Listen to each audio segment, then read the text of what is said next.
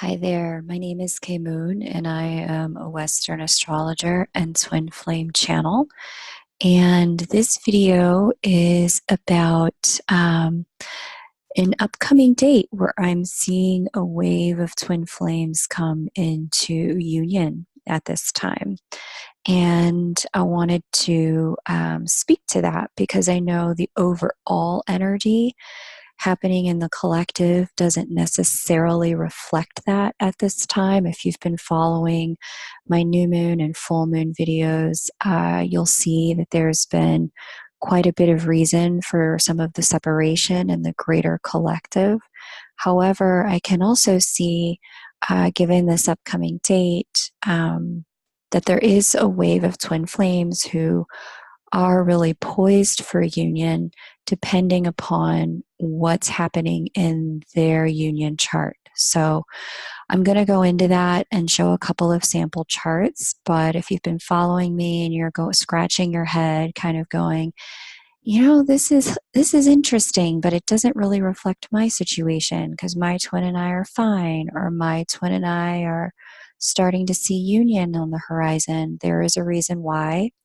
And I want to show that and share that with you so that everyone can understand that union is imminent at any time, given the day and the time and the place that you guys met. Your chart lays out the map or the path forward for the two of you. And as you'll see with the date that I'm about to show, a union can occur, not necessarily when it occurs for everyone else. And that's highly dependent on your chart and the work you've done. The second thing that I would like to say about, a wave of unions that are imminent at this time, that everyone has the ability to make their chart not matter, to transcend their astrology. In particular, the light worker group known as twin flames. There is an expedited path of soul growth that twin flames are on that forces us to dig very deep, very quickly, do the work that's required in order to make the astrology or other readings almost moot as we channel the God fractal within us, as we step into our divinity and our creatorship. It becomes very possible to free will your way past your astrology.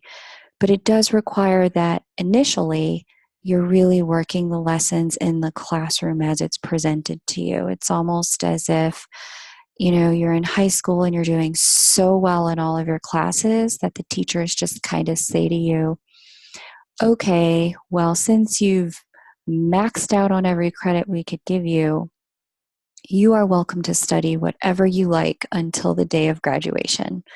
That's kind of what transcending the astrology is. It's getting to the point where you're getting the best of every transit, where you are capable of making choices in such a way where the astrology does not matter anymore. And everyone has that ability to do that. But in particular, I know for a fact twin flames have the ability to do that. I've seen it. So let's get into this upcoming union date. This is a union date where Juno is conjunct the North Node, and you can see those two here in the first house of this chart. This date is on May 28th, 2019, 7:44 a.m. If you are Eastern Standard Time, this chart was cast for New York. But if you are Pacific time, that would be 3:44 a.m. If you are Central time in the US, that's 4:44 a.m. And you can calculate this based on your time zone. Juno represents the partnership asteroid. It is the asteroid that speaks to the kind of partnership that you're willing to commit to, warts and all. And the North Node represents the the divine path laid out before you. It's the direction you're meant to travel. It's the things that you're meant to learn. And with this asteroid conjunct the North Node, there's this cosmic pull toward partnership on this date and at this time. And this build has been coming for a while. As soon as Juno hit Cancer and the North Node hit Cancer, I knew that this date was going to be imminent this year, where there would be a moment when they would speak and they would touch for about a week. And the energy of that would just be a pull toward being in partnership, toward being in connection, especially with this meeting taking place in Cancer, the sign of families, the sign of nurturing. It is a very emotional water sign. And it's also one of the cardinal water signs, which I also love for this union date. As a cardinal water sign, there's no stubbornness or clinging on to rigidity or holding on to old or past hurts. There's a real initiatory capacity toward partnership here. There's a real drive toward partnership. There's a real willingness to overcome old stuff to make the union happen, especially with this configuration out here in Capricorn. You've heard me talk about this in almost every video that I do, because this is going on all year. With this retrograde energy here in Capricorn, Cherokee, Pluto, Saturn, South Node, and Pholus. I always skip over the prenatal eclipse date and the reading charts. With this retrograde energy, for twin flames who have both been doing the work, there is a level of spiritual deepening here with these planets. Anytime planets go retrograde, and when they're in forward motion, we all have two options. We can work the light and the highest octave, the toughest lessons of those planets, or we can work the shadow, the lowest octave. We can ignore the lessons. We can focus only on the mundane and material world. And frankly, with this configuration in Capricorn, we're all kind of getting our nose held to the grindstone in the material world in some way, because Capricorn represents work ethic, the world of tradition, industry, banking, big business. It's very material for an earth sign. Well, all the earth signs are quite material, but it's the earth sign and the material earth sign really concerned with our capacity to build a life and legacy for ourselves. This energy has been building for several years now, so you would have seen several lessons in those areas come one after another. And if you've been working those like an obstacle course, just putting your head down, doing the work, digging in spiritually, figuring out what it means for you, where do you need to grow and how do you need to evolve, by the time this union date hits, both you and your twin will come to a place, or notice that you've come to a place where you're different. You're not the same person that you were 2, 3, 4 years ago. You're far more capable of stability now than you've ever been. But in particular in this connection, you are probably recognizing you've got a much deeper capacity for nurturing a partner now, whether it's your twin or someone else. Not only that, but you've also probably realized that you're going to be fine, whether you're with your twin or not, and you're really just looking to settle in to nurture yourself.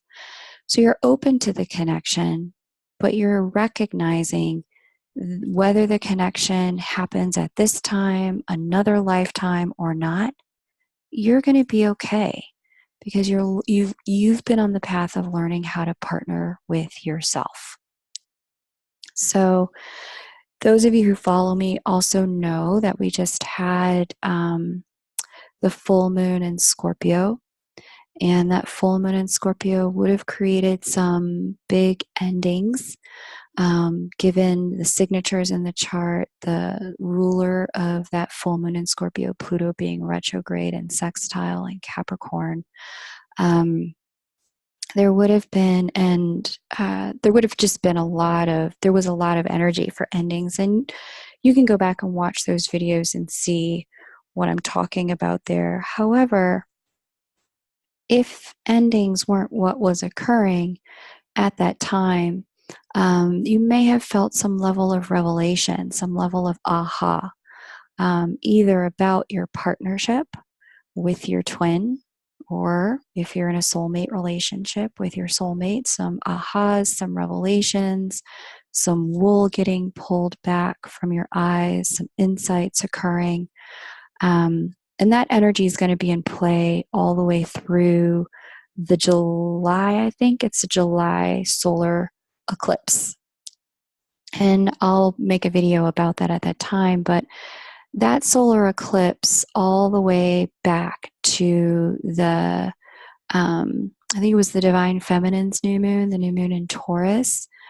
This period of time between now and then is going to be a very revelatory period, or where you'll see revelations start to occur, insights, ahas, secrets coming out, things getting exposed so that they can get healed.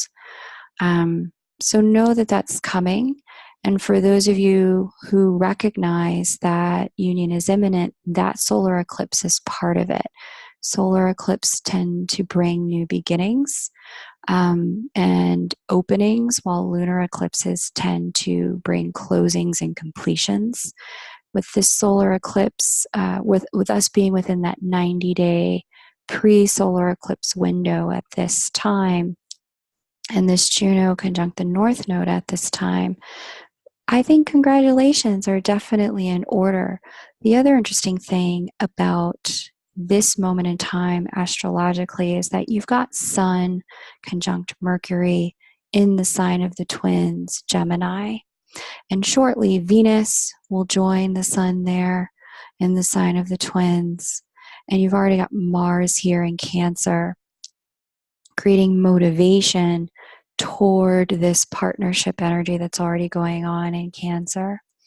As you know, or as you're probably seeing, there are many ways to interpret the symbols in a chart. There's not just one way. It really depends on how you have been working with the energy prior to the energy hitting. I used to be what I call an astrological bottom feeder, where I felt like I was just getting the absolute worst of every transit. But once I realized what the lessons were as they were coming in, and started really applying the work required in order to pass the tests, or in order to really integrate what was being taught. Once I started doing that, I started recognizing that some of the harder transits that people were experiencing weren't hitting me with difficulty at all. I was actually getting rewards and more insight, more clarity, deepening to my spiritual path at those times when those transits hit.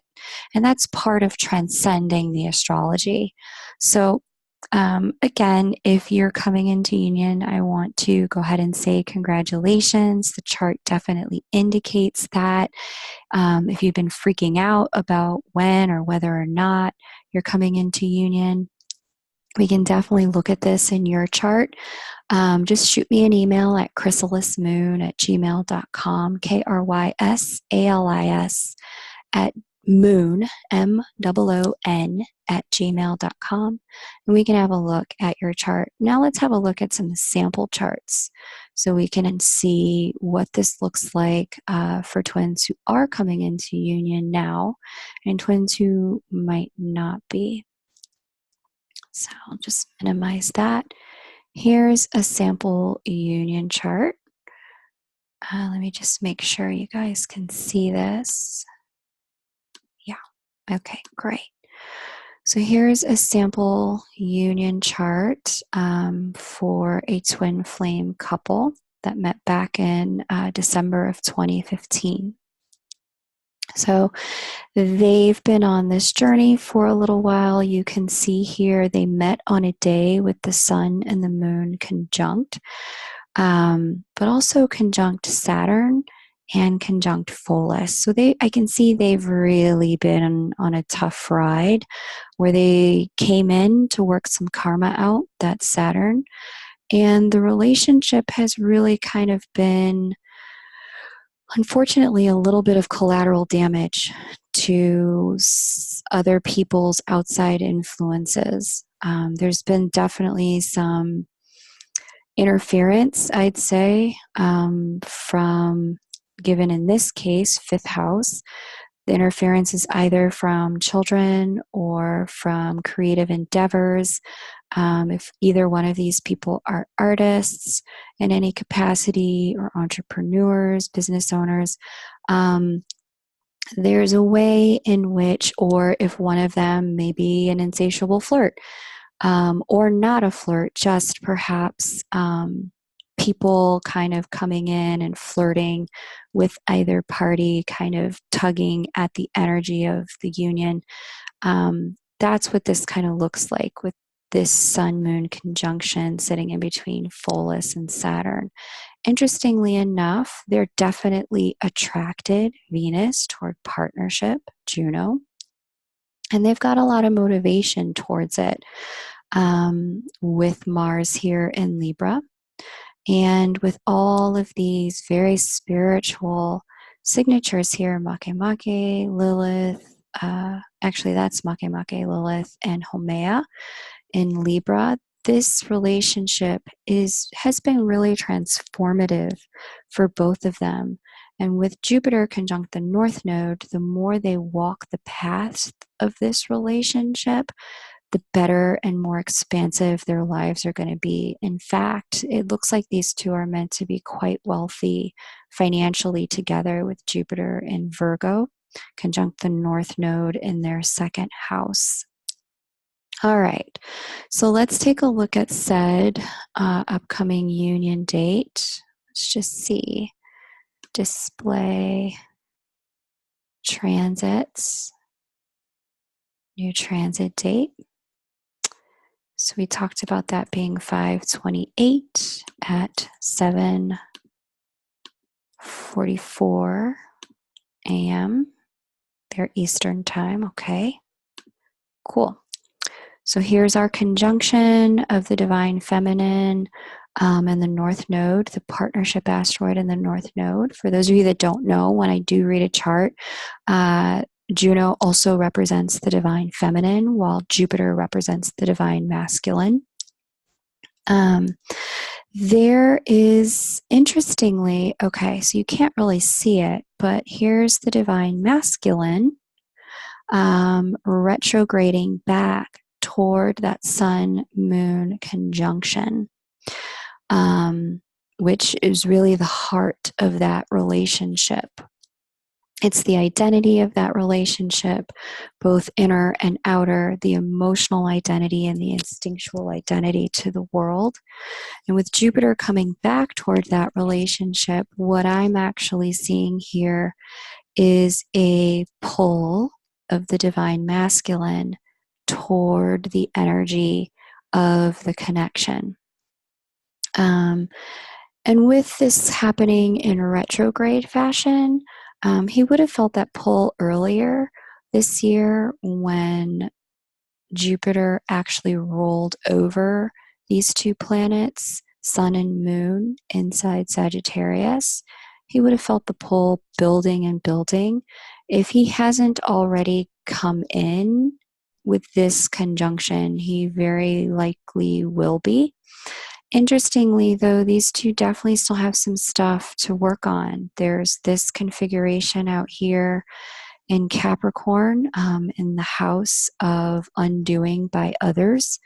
There's some stuff that needs to be worked out between them. This is also the house of health, the house of discipleship, and masters, teachers, and students, mentors, and mentees. In ancient astrology, it is the house of enslavement. But because the 12th house represents the house of self undoing and self sabotage, interestingly, it looks like the divine feminine here, if she's not very careful about what's happening at this time, does have the ability to, unfortunately, to sabotage this. So this is how free will and astrology really come together. She has the capacity to actually not have this happen at this time and miss the divine masculine's return toward this relationship. There will be other dates in the future when there's potential for them to come together, but this particular union date really kind of hinges on her not getting in her own way mentally. Okay, so that's one sample chart, and you can also see in the sign of the twins, Sun, Mercury conjunct, Sun being instinct, light, identity, Mercury being mind, communication, in the sign of the twins, in the house of wish fulfillment for these two. So it definitely looks like this is a connection they both want. Based on this date or at this time, they're both wanting it. It really is a matter of being able to work through some of this past stuff with other people that may have been involved in some way in their connection, and her not getting hung up in her own mind about the way this comes forward. All right, so that's sample union chart 1. Now let's look at another one. Sample union chart 2. Okay. So let's go ahead and display. So here's a couple that met back on September 9th, 2014 at roughly 7 o'clock in Dallas, Texas. So the interesting thing about this couple is that they've got this Venus Neptune opposition in Pisces sitting right on their ascendant, and Virgo sitting right on their descendant, with Neptune sitting on their ascendant, almost conjunct Chiron. What I can see about their connection is that they had a very spiritual connection from the very beginning. Not only that, but there was also this way in which the second they came into one another's presence, it was really, really healing for them with that Neptune-Chiron conjunction in Pisces. With their Venus and Sun in the exact same sign, I would imagine a couple of things are true. One, when they are together, people just naturally tell them, wow, you guys just seem to fit together. Outwardly, they look like they belong together to the world. Not only that, but as a partnership, this was really smooth for them. They've got Mercury and Libra in the 7th house, making communication between them very easy. They've also got Sun and Venus sitting together, which just makes things flow quite nicely between two people. They've also got North Node here in Libra, which is really, again, it's a draw toward partnership. And the more these two walk the path toward partnership, the easier their lives are going to be. Interestingly, they've got Mars and Scorpio, which makes this a very sexy connection, I'll say. They're quite passionate physically when they are together. But Saturn and Scorpio can have meant that initially there was a little bit of a blockage between them physically, whether that was one of them having been in another relationship. It just would have been something that would have made the physical getting together difficult, but when they finally did, it was fireworks. So let's have a look-see at our union date. Let's see, new transit date. We said that was 5/28. And this for Dallas is Central Time, so that's 6:44 a.m. Boom. All right. Here's our conjunction right here, North Node, conjunct Juno in their 5th house of new beginnings, creative offspring, creative endeavors. And this would be a Juno conjunct Juno situation here. This really looks like perhaps the divine feminine in this chart would have been the runner. And it looks like she's coming home. Like she is returning to her masculine.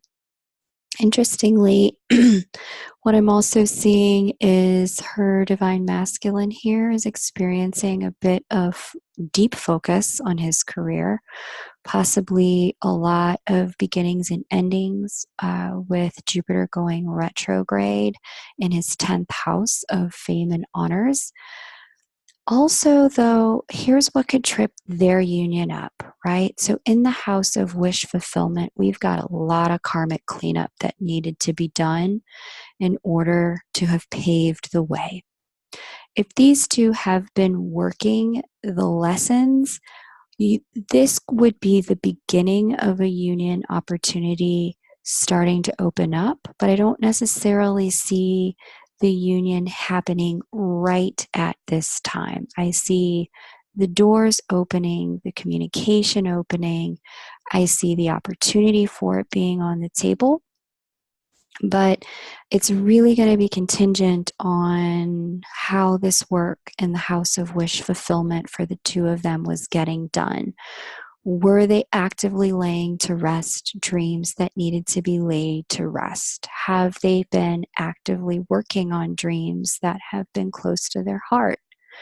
Have they been letting relationships with the colleagues and coworkers and people that assist with fulfillment of those dreams flourish or die on the vine? Have they been holding on to some of those relationships too long? All of this is the kind of conversation that this configuration in Capricorn is having in any house that Capricorn rules in your union chart.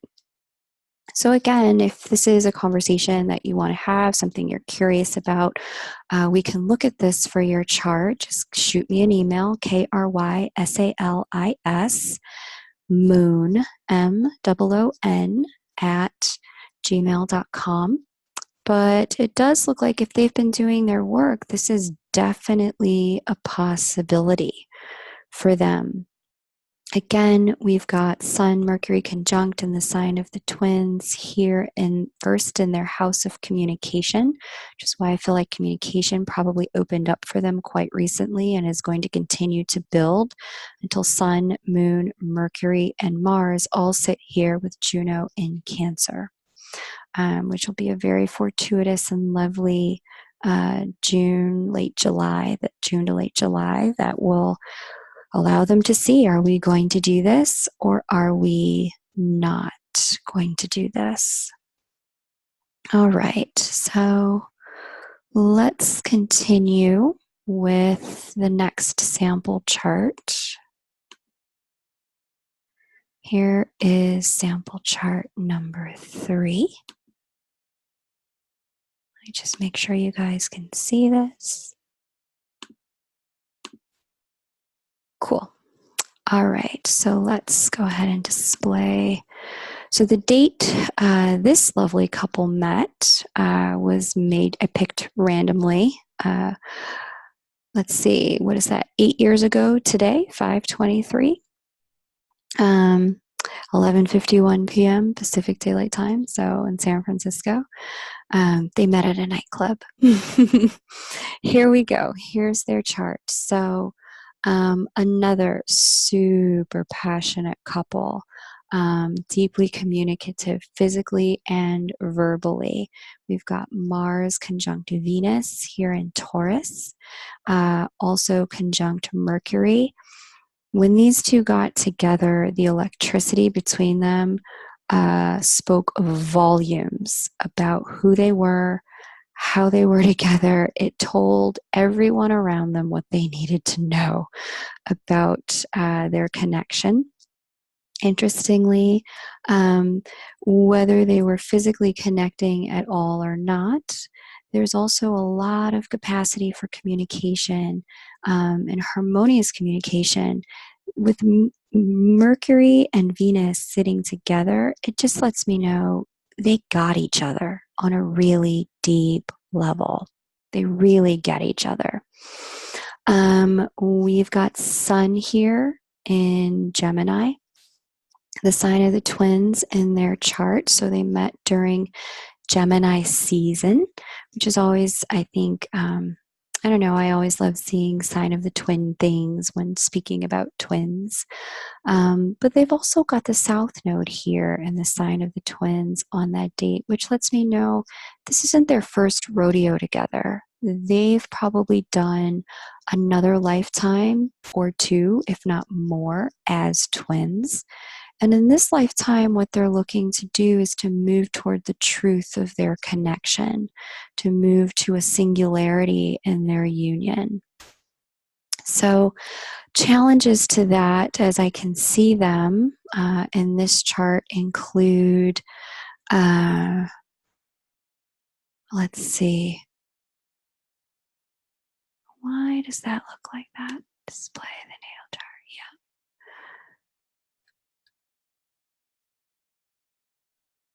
Yeah. Interesting. We've got, let's just take a quick look here at that Chiron at 5 degrees Pisces, which means it should be out here. So it's a little glitch in the app, but it sits pretty close to all of this other energy here in their first house. So when I see a stacked house, there's a stellium in the first house. There's also a stellium in the third house. Stellium just means that there's 3 or more placements in that house. A couple of things are true. One, when you've got a stellium, when it plays out in the shadow, it can represent a blockage. It's almost like the X-Men. I don't know if you guys know that movie, that Hollywood movie, the X-Men. They're superpowers, and until you learn how to use those superpowers, they can be a bit unwieldy. They can pop out at the wrong time. They can be overused or underused if you're afraid of them. And with this configuration here in the first house of Chiron, Pallas Athena, Vesta, Nessus, Moon, and Neptune, I'm almost getting this perfectionistic vibe about the connection where the two of them felt all of this, but they weren't willing to come together until everything was perfect and right. So let's just see if what they're doing on said union date. Transits, new transit date. So 5, 28, 11, 44 a.m. What time did they meet? Okay, p.m. But the union time, 7:44 a.m. Okay, so here's our lovely conjunction. Again, out here in their 6th house of undoing by others. North Node and Juno. All right. So there's that. We've got the divine masculine in place in the house of wish fulfillment. And we've got the North Node here. He is transiting back and forth over their North Node, almost in a position of readiness. So Again, in this circumstance, let's see, we've got all of this Capricorn energy in their 12th house. So if there was psychic communication between the two of them, and I feel like there may have been, at this moment, it looks like it may be cut off in favor or hidden in favor of outward verbal communication, the two of them needing to actually do some communication in the physical 3D world. And yeah, I don't I don't necessarily know that this is going to happen given this chart at this particular time. Here's why. Um, it could. I'm not going to rule it out. However, I'm looking at Saturn in trine to their Mercury here in the 3rd house, but Saturn karma and South Node karma hidden out here in the 12th house of self undoing. My instinct is that what could be tripping their union up is that there may be some karma that they're having difficulty seeing that they need to deal with, but it keeps rearing its ugly head. It keeps showing itself to them. And they're just not, they can't quite put their finger on it, is sort of the energy I've got. The second thing plaguing this chart is this conjunction of Pluto here sitting right on their descendant line. So what I've noticed the more I've read for people is the outer planets, they don't just, or their ascendant line, the outer planets tend to impact the opposite sign more so than the inner planets. The inner planets tend to impact their housing sign, while the outer planets tend to impact their opposite sign more. And with Pluto, life, death, and rebirth, god of the underworld, sex, death, and taxes, coming to sit in Capricorn in retrograde fashion on top of their ascendant line, it lets me know there are major changes happening right now as they move into their 7th house energies of partnership. So this would either be one of them getting a divorce, or maybe both of them moving into a cycle of separation at this time. I'd have to look at their progressed chart to really know more. But this is really indicative of perhaps coming to a sign or a period of pause or rest between the two of them. Also with Uranus coming to sit with their Mars, Venus, Mercury conjunction in the 3rd house, there is some level of transformation happening to the physical way these two connect. One of them could be preparing for a move because Uranus sits opposite the house of long distance travel. And it could also be that one of them has shut down in terms of communication or physical body in some capacity. So we'll see. I'm not really sure here. Again, much of this depends on how they have been utilizing the energies up until this point. This chart of the 3 looks the least hopeful in my mind for a union at this time.